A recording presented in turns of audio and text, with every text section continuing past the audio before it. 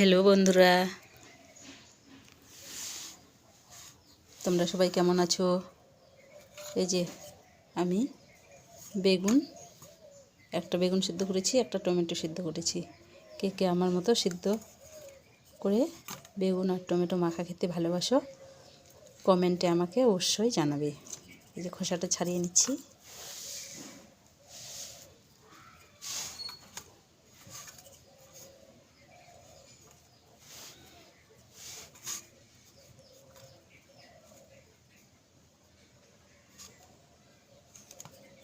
আমি আজকে ভাতের মধ্যে সিদ্ধ করেছি, এটা ভেজেও খাওয়া যায়।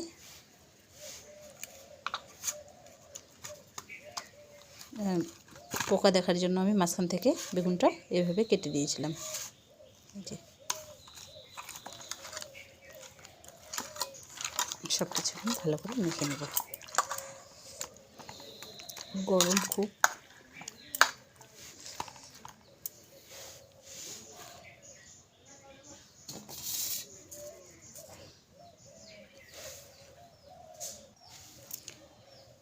এখানে দিয়ে দিচ্ছি আমি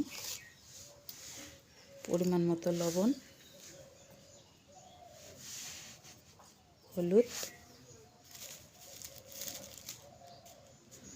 আর দিচ্ছি শুকনো জিরার গুঁড়া,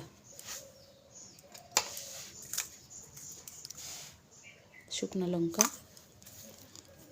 আর কয়েকটা দিচ্ছি রসুন কোয়া, আর দিয়ে দিচ্ছি সরষের তেল। সব কিছু এখন ভালো করে মেখে নেব।